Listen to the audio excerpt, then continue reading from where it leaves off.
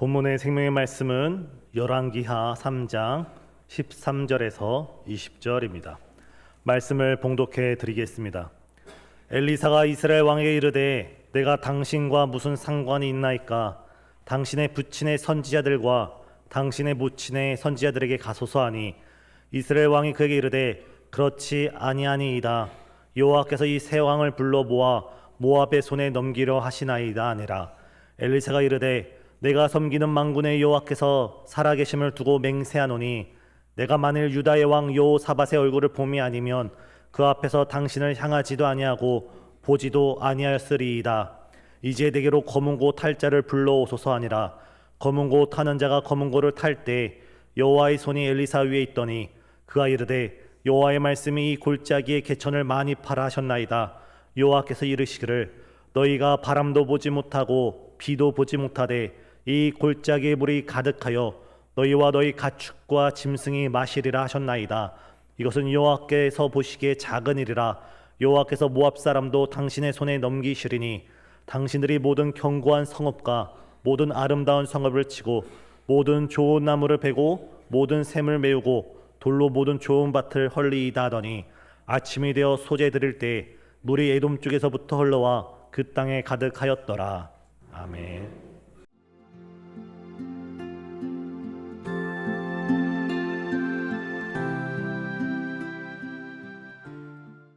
오늘 성경 말씀에서 북이스라엘은 정치적인 혼란기, 정치적인 격변기를 겪고 있습니다.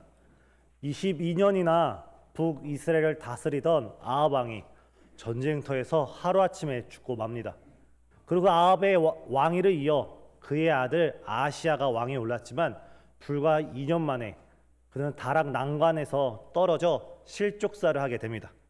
그리고 나서 다시 오늘 본문에 북이스라엘 왕 여호람이 왕위에 등극하게 됩니다. 매우 짧은 시기 안에 왕위가 계속 바뀌자 북이스라엘의 국력은 매우 쇠약해져 갔습니다. 바로 이때입니다. 평소 호시탐탐 북이스라엘부터 독립을 꿈꾸고자 했던 모압 백성들은 북이스라엘의 국력이 약해진 이때를 기회를 삼아 평상시 매년 북이스라엘 조공을 바치는 것을 금하고 독립을 선언합니다. 이 모압의 독립선언, 이 모압의 조공을 바치는 일을 그만두는 것은 북이스라엘로 하여금 또한 북이스라엘에 있는 이제 막 왕위에 등극한 여호람으로 하여금 매우 큰 도전이자 왕권에 대한 도전이었습니다. 이에 북이스라엘 왕은 더 이상 묻지도 따지지도 않고 북이스라엘 전역으로 사신들을 보내서 이스라엘 전역 가운데 있는 군대를 징집합니다. 여기서 그는 멈추지 않고 남쪽 나라, 남쪽의 왕 여호사밧에게도 사신을 보내 나의 속국이었던, 나의 식민지였던 이 모압이 반란을 꾀하고 독립을 꾀하는데 함께 쳐들어가자고 제안을 하게 됩니다. 이때 이 당시 남유다 왕이었던 여호사밧은 이 요청에 흔쾌히 동의를 합니다. 흔쾌히 동의를 하는 것을 넘어서 지나칠 정도로 이 여호사밧 왕의 말에 전적으로 동의를 합니다. 본문엔 이런 말씀이 있습니다. 옳습니다. 나와 당신은 하나이고 나의 백성과 당신의 백성은 하나이고 나의 군대와 당신의 군대는 하나입니다. 북이스라엘 왕이 전쟁에 함께 나아가자 했을 때 남유다 여호사밧 왕이 당신과 저는 한 몸입니다. 우리는 한 운명 공동체입니다. 내 백성이 당신의 백성이고 내 군대가 당신의 군대입니다. 사랑하는 성도님, 수십 년 전 이 땅 위에 동족 산장의 비극이 있었을 때 얼마나 많은 생명들이 죽게 되었습니까? 또한 우리나라가 여러 나라로 젊은이들을 파견했을 때 얼마나 많은 눈물들이 이 땅에 흘리고 말았습니까? 그런데 남유다 여호사밧 왕은 자신의 백성, 자신의 군대가 전쟁터에 나가서 죽는 것을 아랑곳하지 않고 마음껏 나가서 싸우십시오. 그러면서 심지어 전쟁에서 전시 작전권, 마음대로 전쟁할 수 있는 것까지도 북이스라엘 왕에게 넘기고 맙니다. 아니 도대체 왜 남유다 왕은 자신의 일도 아니고 남유다 일도 아니고 저 북이스라엘 일에 도와줘도 이해가 안 되는데 이렇게 적극적으로 모든 것을 다 내어주면서 도와주고 있을까요? 이런 데엔 그만한 이유가 있습니다. 가장 먼저 이 남유다와 북이스라엘은 피로써 맺어진 관계입니다. 피는 물보다 진하다고 이 남쪽 나라와 이 북쪽 나라는 결혼으로서 맺어진 사돈 관계였습니다. 아합 왕이 죽기 전에 아합의 아내 이세벨이 있었고 그에게 딸이 있었습니다. 이달랴라는 딸입니다. 성경을 조금이라도 읽어본 우리 성도님께서는 나중에 이 이달랴라는 여왕이 얼마나 큰 범죄를 저지른지 알 수 있습니다. 근데 이 아합 왕에게 있어서 이 딸 이달랴와 오늘 본문의 남유다의 왕 여호사밧의 아들이 정략적인 결혼을 하게 됩니다. 이게 어찌된 일입니까? 아합이 누구고 이세벨이 누구입니까? 엘리야의 갈멜산 전투에 있어서 아합과 이세벨은 바알을 따르고 아세라를 따르던 뿌리 깊은 우상 숭배자였습니다. 그런데 여호사밧은 바로 그 가문과 자신의 아들과 그 이달랴 그 딸하고 결혼을 시킨 것입니다. 또한 다른 이유도 있었습니다. 그것은 여호사밧의 혹은 이 남유다의 민족적인 감정 때문이었습니다. 역대하 20장을 보면 이 모압은 일전에 암몬과 동맹을 맺어서 이 남유다를 침공한 적이 있습니다. 이 연합군의 전쟁 속에 남유다의 많은 이들은 죽음을 당하게 되었고 많은 국토는 황폐하게 되었습니다. 이에 남유다 백성들은 남유다 여호사밧 왕은 우리가 언젠가 눈에는 눈, 이에는 이로 이 모압을 멸절하리라라는 복수심이 있었습니다. 그런데 북이스라엘 왕이 함께 쳐들어갑시다 했을 때 사돈의 부탁이고 또한 자신의 감정도 그에 합당하게 남유다 왕은 묻지도 따지지도 않고 이에 흔쾌히 동의를 한 것입니다. 여기에 한 나라가 더 동참을 합니다. 바로 에돔 왕입니다. 우리 오늘 본문을 보면 한 가지 독특한 것이 본문의 많은 인물들 중에 북이스라엘 왕도 있고 남유다 왕도 있고 에돔 왕도 있고 모압 왕도 있고 엘리사도 있습니다. 많은 사람이 등장하고 그 사람들의 이야기가 다 기록되어 있는데 이 에돔 왕은 단 한마디도 하지 않습니다. 왜냐하면 이 에돔 왕은 억지로 끌려왔기 때문입니다. 이때의 정치 상황을 보면 북이스라엘의 속국은 모압이었고 남유다의 속국은 이 에돔이었습니다.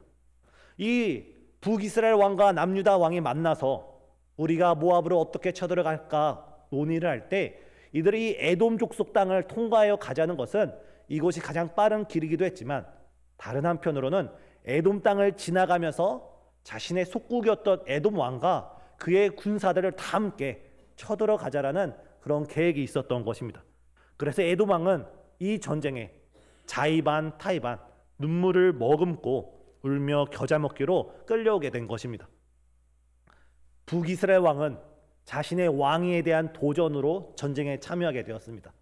남유다 왕은 복수심에 사돈의 부탁에 전쟁에 참여하게 되었고 에돔 왕은 억지로 끌려오게 되었습니다. 이 전쟁에 참여하게 된 대의명분도 다 다르고 동기도 다 다릅니다. 그런데 이 세 왕들 가운데 공통적으로 발견되는 한 가지 잘못, 한 가지 큰 죄가 있습니다. 그것은 바로 이 세 왕들 중 그 어느 누구도 이 전쟁을 치를지 말지 하나님께 묻는 이가 한 사람도 없었다는 것입니다. 북이스라엘, 남유다, 이 에돔 족속, 이 세 나라는 누구의 후손들입니까? 바로 믿음의 조상 아브라함의 후손입니다. 아브라함은 이러지 않았습니다. 아브라함의 신앙은 이 왕들의 신앙과 달랐습니다. 아브라함은 작은 부족을 이끌고 있었음에도 불구하고 그가 가나안 땅에 도착하자마자 가장 먼저 한 일은 바로 가나안 땅에 제단을 쌓고 그곳에서 여호와의 이름을 부르며 여호와께 제사를 드리고 기도를 하면서 하나님, 내가 갈 바를 알지 못하지만 내가 이 가나안 땅에 어떻게 살아가야 될지 전혀 알지 못하지만 주의 이름을 부르고 주의 도움을 구하오니 주의 지혜로 주의 권능으로 나를 인도하여 주옵소서 하면서 항상 기도하며 나아갔던 왕이 아브라함입니다. 아브라함, 우리가 창세기를 보면 아브라함은 가나안 땅에 가는 곳곳마다 가장 먼저 제단을 쌓고 가장 먼저 제사를 드리며 가장 먼저 기도를 하면서 자신의 하나님으로부터 도움을 구하고 있습니다. 잠언 3장 6절에 이런 말씀이 있습니다. 너는 범사에 여호와를 인정하라. 그리하면 내 길을 지도하시리라. 하나님께서 오늘 본문을 통하여 우리에게 말씀하시는 것은 너희는 범사에 나를 의지하라. 이 새 왕처럼 정말 중요한 결정을 함에 있어서 나에게 묻지도 않고 기도하지도 않고 나의 뜻을 구하지도 않고 너희 생각과 감정을 따라 선택하는 것이 아니라 너희는 작은 일이든 큰 일이든 범사에 나한테 구하고 나를 인정할 때 내가 너희 길을 지도하시리라 주께서 말씀하시는 줄 믿습니다. 이 잠언 3장 6절 앞뒤에는 이런 말씀이 있습니다. 너는 내 명철을 의지하지 말라. 너는 스스로 지혜롭게 여기지 말지어다. 너는 악에서 떠나 여호와를 경외할지어다. 다시 말해서 하나님께서 우리에게 원하시는 모습은 우리가 범사에 하나님께 묻고 기도하고 간구하면서 나의 지혜를 의지하는 것이 아니라 하나님의 지혜를 의지하고 나의 명철을 바라보는 것이 아니라 하나님의 명철을 의지할 때 주님께서 우리의 모든 삶을 책임져 주시고 축복된 길로 이끌어 주시는 줄 믿으시길 바랍니다. 사랑하는 성도님, 우리는 모든 일에 철저하게 하나님의 뜻을 구하고 귀를 기울여야 합니다. 특별히 급하다고 생각되는 일일수록 또 너무 쉽고 상식적인 일일지라도 우리는 그 문제를 우리의 생각대로 우리의 임의대로 결정하는 것이 아니라 그럴 때일수록 우리는 더더욱 범사의 하나님께 나아가며 범사의 하나님을 경외하며 주의 지혜를 구하는 저와 여러분이 되길 주의 이름으로 축복합니다. 이것이 형통한 삶이고 이것이 우리가 승리하는 삶이 됩니다. 오늘 새 왕에게는 이러한 모습이 전혀 없었습니다. 아니 오히려 새 왕의 모습은 악인들의 꾀를 따르며 죄인들의 길에 서며 오만한 자들의 자리에 앉아있는 모습과 같습니다. 이들의 결과가 어떻습니까? 하나님을 인정하지 않고 함께 기도하지 않았던 이 왕의 열매가 어떻습니까? 이들은 그들의 지혜대로 에돔 땅을 통하여 적진 깊숙이 치리를 들어갔지만 그곳에서 예상치 못한 문제를 만나고 맙니다. 그것은 바로 그들에게 마실 생수가 없었다는 겁니다. 그들이 무려 7일 길을 걸어갔음에도 불구하고 단 한 모금의 마실 물도 구할 수 없었다는 것입니다. 전쟁에서 생수만큼 중요한 것이 없습니다. 아무리 군대가 많다 할지라도 최신식 군대가 있다 할지라도 아무리 많은 전력과 전술을 갖췄다 할지라도 인간으로서 우리는 며칠만 마시지 않으면 우리는 죽게 되어 있습니다. 우리 신앙생활도 우리 영적인 전쟁도 마찬가지입니다. 우리 신앙생활에 있어서 우리는 성령의 생수가 무엇보다 중요합니다. 비록 우리가 예수님을 믿고 거듭나고 하나님의 나라의 백성으로 그분의 자녀로 살아간다 할지라도 우리에게 성령의 생수, 성령의 충만함, 성령의 능력과 성령의 역사가 없다면 우리는 마치 죽은 존재나 다름이 없습니다. 사랑하는 성도님, 오늘 본문을 함께 살펴나가면서 어떤 삶을 살아야 성령 충만한 삶을 사는지, 어떤 삶을 살아야 우리 메마른 삶에 주님의 은혜가 한량없이 부어지는지 말씀을 살피면서 우리를 향한 주의 음성을 듣는 이 시간이 되게 주의 이름으로 축복합니다. 첫 번째, 우리가 범사의 성령 충만한 삶을 살기 위해선 가장 먼저 하나님께 기도하는 삶을 살아야 합니다. 우리는 오늘 본문에 등장한 엘리사에게서 한 가지 힌트를 얻을 수 있습니다. 이 새 왕이 이 엘리사를 찾아와서 우리가 죽게 되었습니다. 우리를 위해 기도해 주옵소서, 우리를 구원하여 주옵소서 기도할 때 엘리사는 이 새 왕들을 바라보며 그 마음에 분노가 일어났습니다. 본문 13절입니다. 내가 당신과 무슨 상관이 있나이까? 북이스라엘 왕에게 당신은 당신의 아버지 선지자들에게 가고 당신의 어머니 선지자들에게 가소서. 아합의 선지자 이세벨의 선지자에게 가소서. 엘리사가 이렇게 화가 난 것은 엘리사의 스승이 누구입니까? 엘리야입니다. 엘리야의 원수 아합과 이세벨, 엘리사의 원수 그 아합과 이세벨이었던 겁니다. 이에 엘리사는 북이스라엘 왕을 보면서 당신은 나에게 구하지 말고 당신의 부모들이 구하던 당신이 구하는 그 우상에 가서 구하십시오 하면서 거절을 합니다. 그런데 10절과 13절을 보면 정말 가당치 않은 모습이 드러납니다. 북이스라엘 왕이 이렇게 대답합니다. 그렇지 않습니다. 여호와께서 우리 세 왕을 모아서 우리를 죽이시고자 모압 손에 넘기고 있습니다. 적반하장도 유분수고 한강에서 뺨 맞고 종로에서 화풀이 하는 것도 정도가 있지, 이 세 왕은 한 번도 하나님께 묻지 않고 기도하지 않고 의뢰하지 않고 자신들의 생각과 소견대로 모든 걸 다 결정했는데, 그 결과 본인들이 어려운 일이 생기자 그들의 마음에 이것은 하나님 때문이다, 이거 하나님이 우리를 벌 주고자 하는 일이다 하면서 모든 책임을 하나님께 돌리고 있습니다. 혹여나 우리 성도님들 가운데 인생의 어려운 일로 인하여 하나님께 원망과 불평을 드리는 성도님 있다면 오늘 이 모습을 통해 우리 자신을 발견하는 이 아침 되길 바랍니다. 그때 엘리사가 이렇게 다시 대답을 합니다. 내가 맹세코, 내가 살아계신 하나님을 맹세코 말하노니 여기 있는 여호사밧이 아니면, 지금 내 눈앞에 있는 남유다 왕 여호사밧이 아니면 나는 결단코 북이스라엘 왕을 보지 않았을 것입니다. 여기서 우리는 한 가지 질문을 가져야 됩니다. 그렇다면 여호사밧은 의로운 점이 있었습니까?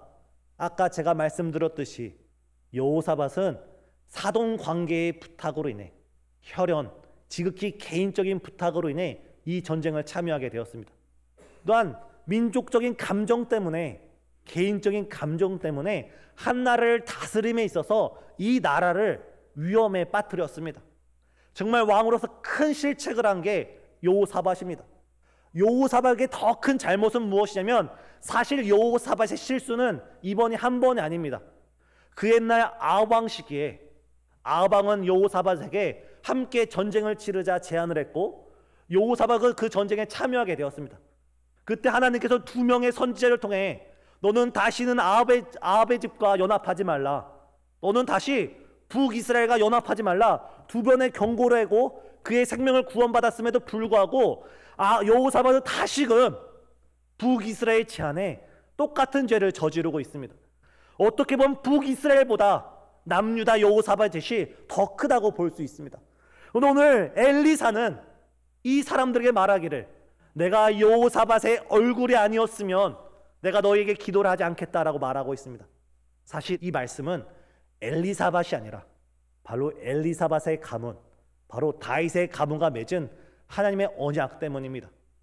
하나님은 오래전 다윗과 약속하시길, 내가 네 왕위를 영원히 경고케 하리라, 내가 네 왕위를 지키고 네 왕위로부터 메시아가 올 것이고 내가 네 자녀 대대로 내가 네 왕위를 지켜주겠다, 하나님이 다윗과 언약을 맺어 주었습니다. 그래서 비록 여호사밧이 큰 범죄를 저질렀을지라도, 여호사밧이 큰 잘못을 계속 저질렀을지라도 하나님께서는 그 옛날 다윗과의 언약을 기억하시고 그 다윗을 생각하셔서 이 여호사밧을 용서하시고 품으시고 안으시고 다시 한번 회복시켜 주시는 겁니다. 오늘 우리도 본문의 여호사밧과 똑같습니다. 우리가 하나님의 자녀이고 하나님의 백성이고, 여기는 저도 비롯하고 여기는 모든 성도님이 하나님의 영광을 위해 살아간다 하지만 우리는 때때로 넘어질 때가 있고 쓰러질 때가 있고 여러 죄악으로 인해 우리가 더러워질 때가 있습니다. 그럴 때마다 우리가 이렇게 담대하게 주일날 아침마다 하나님의 영광의 보좌 앞에 담대히 나갈 수 있는 것은 우리의 의로움 때문이 아니라, 우리 어떤 선행 때문이 아니라 2000년 전 이 땅에 오신 다윗의 후손, 다윗의 왕위에 앉으신 우리 예수 그리스도의 피 흘리는 그 공로로 인하여 우리가 이 시간 속죄함을 받고 담대하게 주의 보좌로 나아가는 줄 믿습니다. 사랑하는 성도님, 우리가 주일날 이 자리에 모여서 예배드릴 수 있는 것, 우리가 하나님께 주의 이름을 부르면서 기도할 수 있는 것, 우리가 당당하게 하나님의 자녀로서 주의 보좌로 향해 성큼성큼 걸어갈 수 있는 것, 우리의 의로움이 아니라, 우리의 공로가 아니라 모든 것 예수님의 은혜이고 예수님의 공로인 줄 믿습니다. 이때 우리는 엘리사를 통해 본받아야 될 모습이 또 한 가지 있습니다.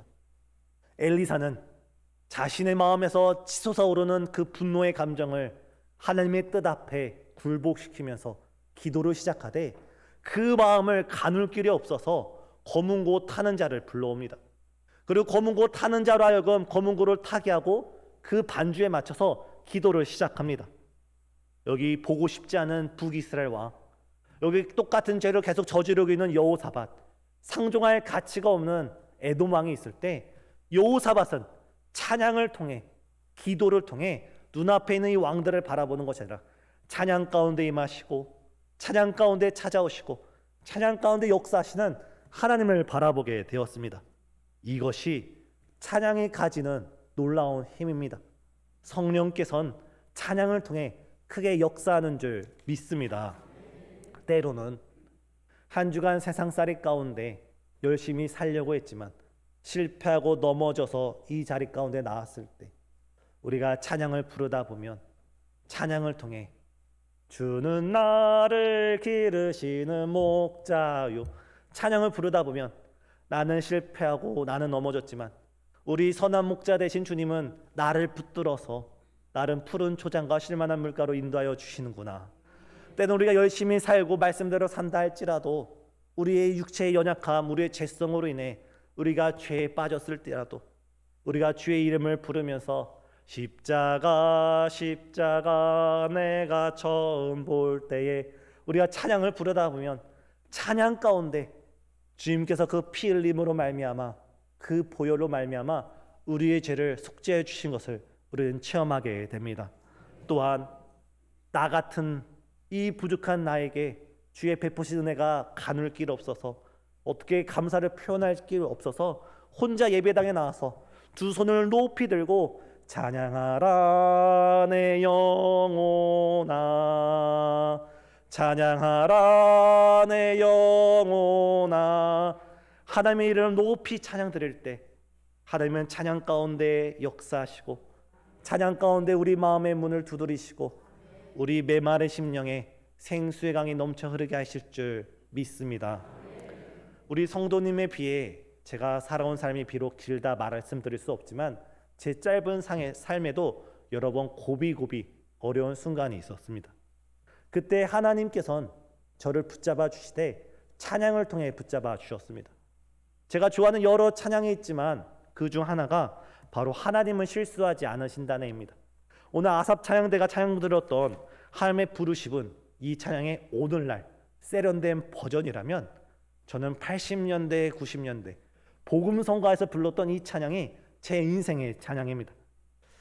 제가 비록 노래를 잘 부르지 못할지라도 제가 하나님 앞에서 찬양한다는 마음으로 또한 엘리사를 본받아서 반주에 맞춰 찬양한다는 마음으로 짧게 이 시간 찬양 드리시겠습니다. 하나님은 실수하지 않으신다네입니다. 내가 걷는 이 길이 혹 굽어도는 수가 있어도 내 심장이 울렁이고 가슴 아파도 내 마음 속으로 여전히 기뻐하는 까닭은 하나님은 실수하지 않으심일세. 잠시 멈추겠습니다. 다 부르기엔 시간이 너무나 짧습니다. 제가 고등학교 시절 하나님께서 저를 목회자로 부르신 그 부르심이 강력했고 어린 저에게 심어준 꿈이 분명했기에 그 꿈을 따라 하루하루 살아갔습니다. 그런데 눈에 보이는 건 없고 또한 친인척 중에 그 누구도 목회의 길을 걷는 이가 없기에 저는 누구에게 제 앞길을 의논할 수도 없었고 물어볼 수도 없었습니다. 단지 하루하루 나를 목회자로 부르신 주님, 나를 사명자로 부르신 주님, 내가 주님만을 보고 이 길을 걸어갑니다. 주님께서는 실수하지 않으시니 제 손 꼭 잡고 가 주시옵소서 기도했습니다. 그러면서 이 찬양의 후렴부가 제 인생의 모토가 되었습니다.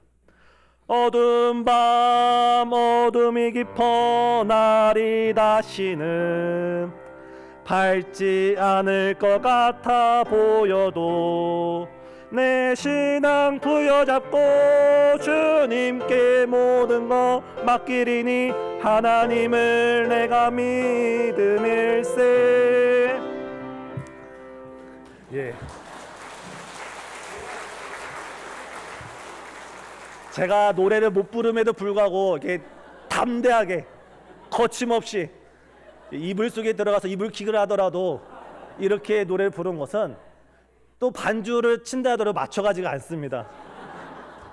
그것은 제가 이 찬양을 부른 거는 반주에 맞춰서 노래 불렀던 것이 아니라 홀로 학교가 끝나고 야자가 끝나고 밤 10시 11시 예배당에 나와 꿇어 앉아서 이 강대상 앞에 꿇어 앉아서 주님은 실수하지 않으시오니 이 어두운 밤 저를 붙잡아 주옵소서 기도했을 때 이 마지막 찬양 운명이여 오라 나 두려워 아니하리 만사를 모든 것 주님께 되어 맡기리 차츰 안개는 거치고 주님이 지신 빛이 뚜렷이 보이리라. 사랑하는 성도님, 지금 우리 앞에 안개가 있고 우리가 가는 길에 보이지 않는다 할지라도 우리가 찬양 가운데 계신 하나님, 찬양 가운데 역사하신 하나님, 찬양 가운데 우리를 찾아오시는 그 하나님을 주목하면서 우리가 부르짖을 때 우리의 생각을 내려놓고 우리의 불안한 마음을 내려놓고 우리의 감정을 내려놓고 오직 하나님 한 분만을 순종하며 나아갈 때 주님께서 우리를 꼭 붙들고 우리를 인도하여 주신 줄 믿습니다. 오늘 본문의 엘리사가 찬양에 맞춰서 주 앞에 기도할 때 여호와의 손이 엘리사를 붙잡았습니다. 그리고 그에게 말씀을 전해 주었습니다. 사랑하는 성도님, 오늘도 우리가 찬양을 드리면서 기도를 할 때 똑같이 주의 음성을 듣게 되는 줄 믿습니다. 꼭 예배당에 앉을지라도 우리 성도님께서 부엌에서 설거지를 할 때, 출근하는 버스 안이나 지하철 안에서, 때로는 직장과 직장, 사업장과 사업장을 오고 간 그 차 안에서 찬양을 틀어놓고 혹은 반주가 아니더라도 기도를 드릴 때 바로 그곳이 주님을 만나는 영적인 예배당이 될 줄 믿습니다. 한 발 더 나아가서 우리가 성령에 충만한 삶을 살기 위해서는 무엇보다 말씀에 절대적으로 순종해야 합니다. 엘리사가 이렇게 부르짖어 기도할 때 하나님께서는 엘리사에게 골짜기에 웅덩이를 많이 파라, 골짜기에 웅덩이를 많이 파라는 음성을 들려주었습니다. 그리고 엘리사는 그대로 새 왕들에게 전해주었습니다. 여기서 사용된 골짜기는 히브리 나라 지형상 와디라는 지역인데 팔레스타인, 이스라엘은 우리나라와 다른 독특한 지형이 있습니다. 그것은 건기일 때, 비가 내리지 않는 긴 건기일 때 개천이 마르고 강이 말라서 파도 물이 나오지 않습니다. 하지만 우기가 되고 하늘에서 비를 쏟아붓기 시작할 때는 그 개천과 골짜기에 강이 흐릅니다. 건기 때는 메마르고 우기 때는 강이 있는 그 지역을 와디라고 하고 그것을 나할이라고 하는데, 오늘 본문의 16절에 사용된 골짜기가 그런 의미입니다. 지금은 건기입니다. 파도 물이 나오지 않고 파도 수원을 찾을 수가 없습니다. 이스라엘은 지하수에서 물을 뽑아내는 것이 아니라 하늘에서 물이 내려야지만 지하수가 생기는 것입니다. 다시 말해서 하나님께서 이 메마른 땅에, 이 메마른 강줄기에, 이 메마른 샘물을 파라는 것은 파도 아무 소용이 없고 파도 무가치 아니랍니다. 이미 이스라엘 사람들은 이미 이 골짜기마다 여러 곳을 팠고 여러 곳을 시도한 적이 많이 있습니다. 그 모든 것이 다 실패했는데 다시금 하나님께서는 그 골짜기를 많이 파라라고 말씀하고 있는 겁니다. 여기에 모자라서 하나님께서는 이것은 오히려 작은 일이라 내일 아침에 이곳에서 샘물이 터져 나오는 것은 물론이거니와 너희가 모압과의 전투에서 크게 승리하리라 말씀을 약속하고 있습니다. 사랑하는 성도님, 하나님은 불가능을 가능케 하며 없는 것을 있는 것으로 만들어주시는 창조주 하나님이신 줄 믿으시길 바랍니다. 우리가 아직까지 하던 우리 학생들의 경우 학업에 실패하고 때로는 직장에 어려움을 겪고 사업에 큰 환란이 있다 할지라도, 우리가 아무리 노력을 하고 수고를 할 때 그게 실패한다 할지라도 우리가 하나님의 말씀을 의지하고 다시 한번 하나님을 신뢰하며 우리가 걸어 나갈 때 하나님께서 우리의 믿음을 따라 크게 역사하여 주시는 줄 믿습니다. 우리에겐 메마른 땅에서 물이 샘솟는 것, 전쟁에서 승리하는 것이 큰일이지만 하나님께는 사소한 일, 작은 일, 그냥 눈 감았다 뜨면 이루어주는 일입니다. 지난주였습니다. 우리 교회 2040 공동체가 토요일 날 처음으로 단합대회로 동두천으로 나가게 되었습니다. 전 한 주간 전에 일기예보를 보았는데 잠깐 면밀히 비가 내리고 그친다는 예보를 보게 되었습니다. 저는 요즘 같은 폭염 날씨 속에 무슨 비가 있겠어 하면서 대수롭지 않게 여겼습니다. 근데 우리나라 기상청이 이렇게 정확하게 맞추는 경우도 한 번도 보지 못합니다. 날이 가까우면 가까울수록 더 많은 비가 내린다고 하고 아침부터 오후 늦은 시간까지 비가 내린다고 하고 있습니다. 한편으로는 걱정되고 한편으로는 염려되면서 또 한편으로는 하나님께서 하시겠지라는 믿음이 있었는데 금요일 아침 우리 목사님께서 비가 내린다는 소식을 듣고 걱정하지 마, 염려하지 마. 우리 교회는 비를 걱정하는 교회가 아니야. 제가 말씀드리지 않아도 다 아실 겁니다. 그리고 사모님은 더 나아가서 말씀하십니다. 비가 내리면 어때? 적당히 내려서 폭염이 꺾이면 좋지. 저는 목사님의 말씀과 사모님의 말씀을 하나님의 말씀을 받아들였습니다. 그리고 이 금요 성령 집회 가운데 많은 성도님들이 함께 모였을 때 내일 비가 내린다고 합니다. 비가 내리지 않기를 기도하는 것이 아니라 비가 내리되 적당히 내려서 32도, 33도 되는 폭염이 꺾이고 우리 어린아이들이 물놀이를 하고 우리가 야외 활동하기에 가장 좋은 날씨를 허락해달라고 함께 기도합시다. 또한 구름이 한 점 없는 것이 아니라 이스라엘 백성이 광야길을 걸어갈 때 그들에게 구름 기둥을 허락하셨던 하나님께서 내일 하루 적당하게 먹구름을 끼게 하셔서 정말 우리가 야외 활동하기에 딱 좋은 날씨 되게 해주세요 하면서 함께 기도를 시작했습니다. 그 다음날 아침입니다. 창밖에 주룩주룩 비가 내리고 현장에 도착할 때까지 비가 내렸지만 어제 하루 동안 정말 우리가 기도한 대로 폭염이 꺾이고 우리 어린아이들이 밖에 뛰어놀고 물놀이하기에 또한 어른들이 여러 가지의 일을 하기에 정말 하나님께서 맞춤형 은혜, 정말 맞춤형 은혜를 허락해 주셨습니다. 사랑하는 성도님, 하나님께서는 우리의 이 사소한 기도, 하나님께서는 우리의 이 세미한 기도에도 응답하시는 주님이 하나님이십니다. 우리가 해야 할 것은 그 하나님을 믿고 그 하나님의 말씀에 순종하며 우리에게 웅덩이를 파라 하면 웅덩이를 파고 우리에게 구덩이를 던지라, 우리에게 그물을 던지라면 그물을 던지고 우리에게 순종하라 하면 우리가 순종하기만 하면 하나님께서는 우리가 꿈꾸거나 우리가 기대하거나 우리가 간구한 것 이상으로 더 넘치도록 우리에게 더 큰 은혜를 허락하여 주시는 줄 믿습니다. 오늘 본문에서 하나님께서는 개천을 많이 파라고 했습니다. 하나를 파는 것이 아니라 많이 파라고 했습니다. 시편 81편에서 하나님께서는 내 입을 크게 열라고 말씀했습니다. 우리가 이번 한 주를 살아갈 때 우리의 창조주 되신 하나님께, 우리의 아버지 되신 우리 하나님께 우리의 입을 크게 열면서 주님, 메마른 나의 심령이 회복되게 하여 주옵소서. 메마른 나의 영혼이 성령 충만으로 회복되게 하여 주옵시고 지금 내가 겪고 있는 우리 가정과 직장에 겪고 있는 여러 어려움이 주의 사랑과 말씀과 은혜로 해결되게 하여 주옵소서. 함께 기도하며 나아가는 우리 모든 성도님들에게 주의 이름으로 축복드립니다. 기도하시겠습니다. 메마른 땅에서 생수가 터져나게 하시고 메마른 개천에서 강물이 흘러나오게 하신 주님, 우리의 메마른 심령 가운데, 우리의 메마른 영혼 가운데 성령의 생수가 강줄기처럼 터져나오게 하여 주옵소서.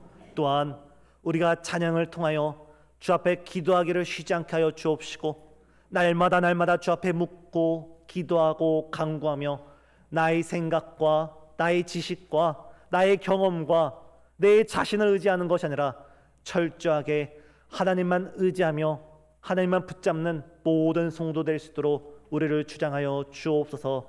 특별히 여러 어려움 가운데 있는 여러 성도님들 주의 말씀을 의지하며 이번 한 주 다시금 우리의 개천을 팔 때 학업과 직장과 사업 가운데 인과관계 가운데 주의 말씀에 의지하며 우리가 노력을 할 때 순종을 할 때 주께서 더 크신 역사 허락하여 주옵소서. 예수님의 이름으로 기도드려옵나이다. 아멘.